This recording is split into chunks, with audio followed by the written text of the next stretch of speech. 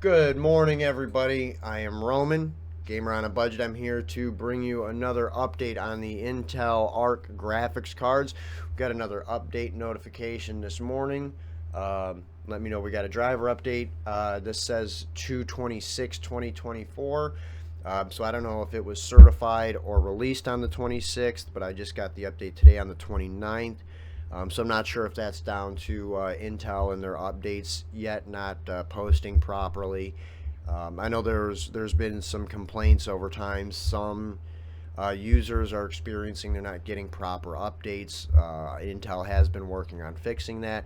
So I don't know if so I don't know what the issue is there. But so either way, we've got a new update out. So it's 31.0.101.5333. So this is for Windows 11 and Windows 10 22H2, size 681.2 megabytes. I've already got it downloaded. So let's go over this real quick here. So what does it look like? We got skim through. So it's again all DX11. So this is what I was talking about in my review video about this being the groundwork for Battle Mage. So what we got here is just it's all the old DX11. Intel has struggled with this with the Arc card series as far as the 9, 10, and 11 goes with performance and compatibility issues. So as you can see here now, we've gotten an update literally every week. I think with the exception of the first week of February, we've gotten an update every week from Intel for driver fixes. And so this is what I'm talking about. So this is not the card that it was when it released. It's not the series it was when it released. Intel's really been plugging away at this, and they have to get it right. So, here it is. Here's proof that they're moving in the right direction. Intel, please keep it up, man. I've become a huge advocate of this card. I would love to get my hands on a 770 if I could ever afford one. But I'm crazy happy with my 750. So let's go ahead and go over the list of what we got. So Intel Game On driver support on Intel Arc A series graphics and Intel Core Ultra with built-in Intel Arc GPUs for the last epoch. Sea of Thieves DirectX 12. So I'm thinking that that's probably just there were some rough driver issues like Starfield issue. We're just having compatibility with communicating with the game. So see what the game and performance improvements are versus the 5252 software driver. Well, that's a couple behind. So what do we got here? So Assassin's Creed Syndicate, 65% uplift. These are all at 1080p, not 1440. Looks like medium settings too. Infinite Warfare is up 17%. Divinity Original Sin 2 is up 25%.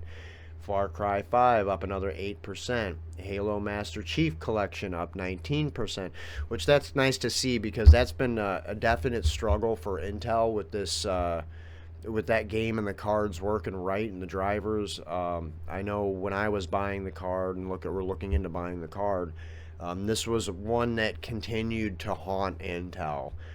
This Halo Master Chief Collection. I mean, I think you could play the game individually, but if you had the Master Chief Collection in it, like that specific collection series, it was really stuttery, really laggy. I think the frame pacing was really bad on that. So it's nice to see they got a 19% uplift. I don't know if that's going to fix what's going on. I don't play that particular game, so I wouldn't know. I'd have to look into that myself. It Takes Two, we got a 24%. Just Cause 3, 18%. Just Cause 4, woo, sheesh, 155%. Love seeing that because every update, there's always one game that just gets this massive lift. And looks like they focused on Just Cause 4. Oh, Pal World, we got another 14%. There's still uplift in that. Rise of the Tomb Raider, up 9%. Rust, there's one of my babies, up 9%. That'll be nice to see. I'll have to get on Rust here at some point this week and see if that improves. I know I usually run between 90 and 110 frames on Rust.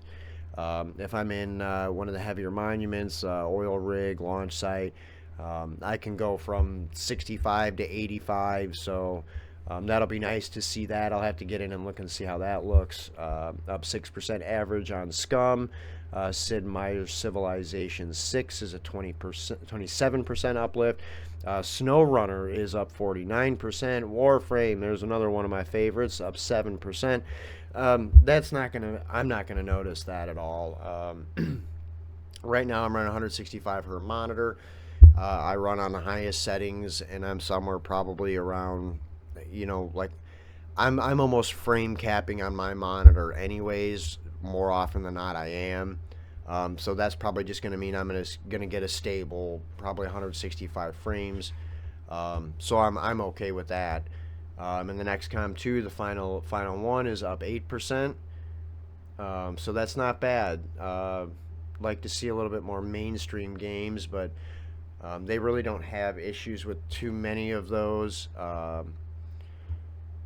It's just going to continue to be 9, 10, and 11 updates. Obviously we're going to get like this. We're going to get a few others in there. And then I want to do this on this video so that way you can see anybody who's interested in ARC or has one. So there's kind of a little hidden gem or an asterisk to what's going on with these cards. So when you look here on your right side, you see this release notes. So now you can see that you're getting all of the performance updates. So they're showing you all the positives here.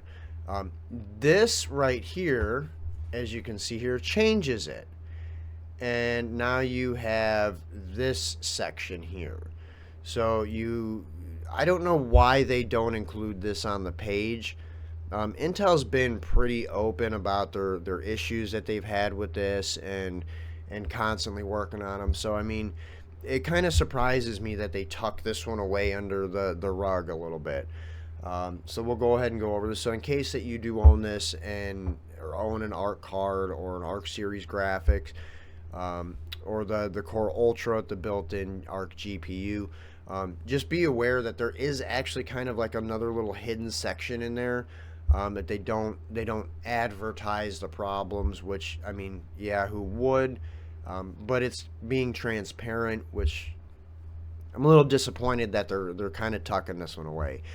So we're going to go ahead and go over the known issues. So Intel Arc A series graphics products, Topaz Video AI may experience errors when using some models for video enhancement.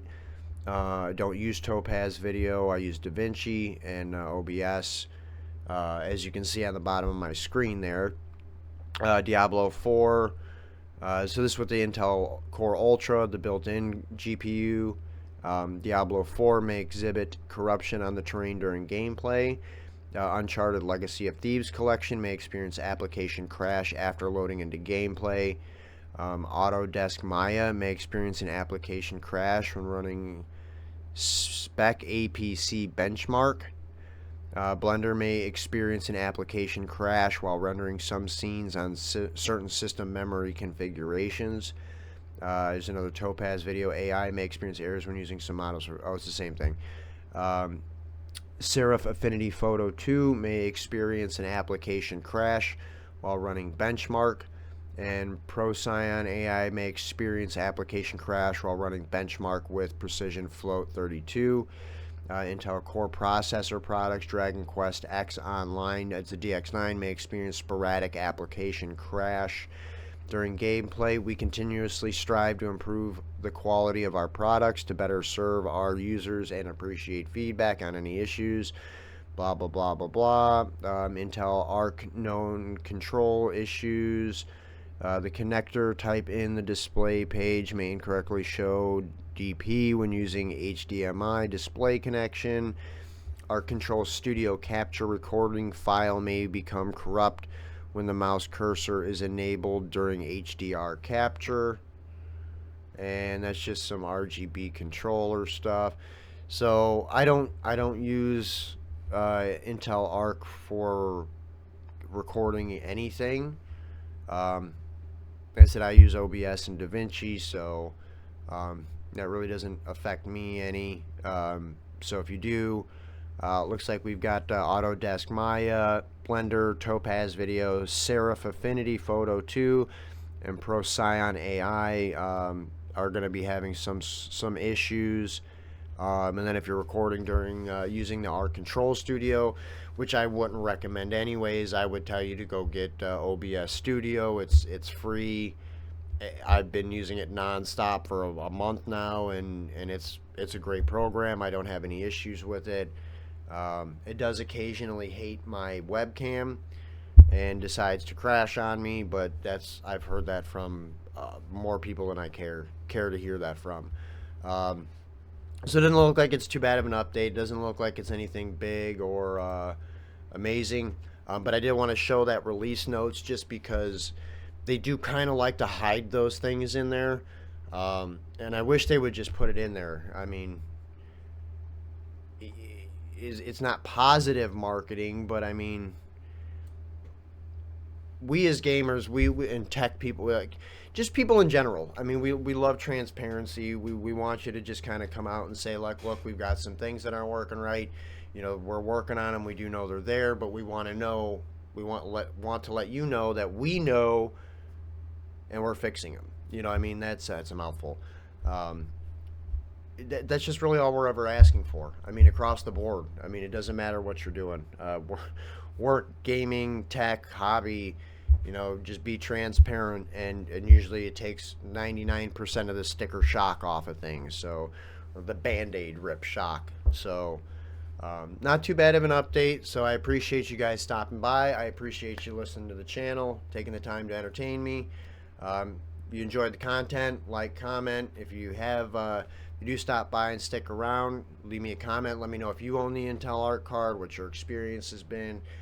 If you know, when you got the update, I'd be curious to know that as well. Anybody who stops by, when they got the notification, if it was the 26th or today or the 28th, 7th, whatever. Yeah, thank you guys so much. Much love. You have a wonderful day.